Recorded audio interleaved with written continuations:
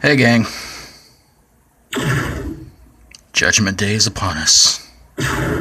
Okay, not really. Welcome to another edition of Doc Schlock by Request, where it's a review of the movie Terminator 3, Rise of the Machines. And this one comes to us from fellow YouTuber ROMSREVIEWS of Doom, who I believe he's outside right now fighting with the Resistance over high gas prices. I think. Probably. Well, it's sometime after the second one, obviously. And John Connor pretty much thinks that life is good. There's no worry about Judgment Day or anything like that. Sarah Connor is gone from the world, apparently died of leukemia. And it's up to now John to get with a woman whose name I can't remember. Yeah, Kate, sorry. It's been a while since I've seen this movie. I had to take some notes again, as usual. Yeah, everything seems fine in John's life. Everything's going pretty good. Until yet another Terminator from the future decides to come back and try to kill John and any of his future adversaries. And it's called the TX. No, TX, never mind. Well, while she succeeds in killing off a good-sized bunch of his future adversaries, of course, naturally, she tries to kill John. The Terminator comes in. They have a big, long battle, big budget action, big budget special effects, big budget stuff getting blown up. And it just goes back and forth from there. And towards the end of the movie, it seems that the Terminator is once again defeated, but he somehow is able to turn itself back on and defeats the TX, and also winds up sacrificing itself to sort of kind of seem like save the future. But unfortunately, when the Terminator and the TX blow up, it causes some sort of nuclear warheads to go off, pretty much destroying the entire Earth and starting the big war of humans versus machines. Okay, so why did this movie suck?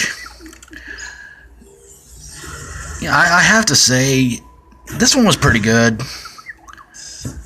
Although I did like Part 2. It's probably my favorite of the series so far, though I've not yet seen Part 4. But a lot of people have said Part 4 is no good, and they said the same thing about Part 5. But Part 5's made a ton of money, so... I don't know. It didn't seem like there was a lot of Arnold Schwarzenegger in the movie. To me, the TX model was sort of like...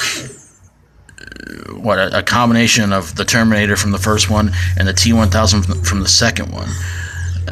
So that was kind of weak, I'll admit that, because it's like, so it can change human shapes and stuff like that. Okay, that's kind of lame, but alright.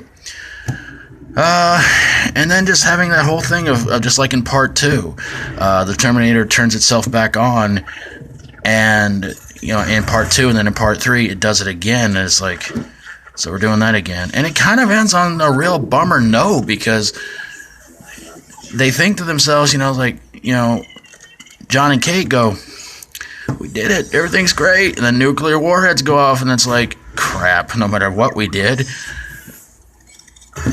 we Skynet kind of wins. So yeah, that really sucked.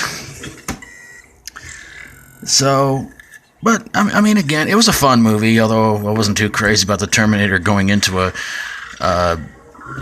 strip club and getting those weird-looking star-shaped shades off the male stripper. That was pretty bad in itself. But yeah, fun movie. fun movie, you know, some good stuff, some bad stuff, but, you know, all around fun movie. So there you guys have it, a review of Terminator 3 Rise of the Machines. Special thanks to Rom's Reviews of Doom, who I still think is out there fighting the machines, or at least trying to. For his request, please go check out his channel, subscribe to him as well if you like, and if you like my videos, feel free to subscribe. If you have a horror, sci-fi horror, comedy horror, or fantasy horror movie that really didn't get a rise out of you, that was terrible, I'm sorry, send it my way and I'll get on it ASAP. You can take that any which way you want to, but thank you guys so very, very much for watching, and until next time, as always, stay strong and rock on. I'll be back.